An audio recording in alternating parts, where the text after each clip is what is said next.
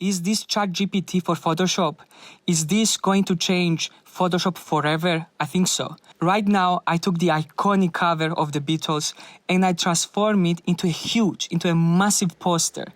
The possibilities are endless. You can literally select the object, for example, a human, remove it, and in its place, you can add anything. For example, you can add a dog, and the dog is going to look perfect. The shading, the angle, the colors, everything is going to look perfect as they should, like the item belonged into the image from before.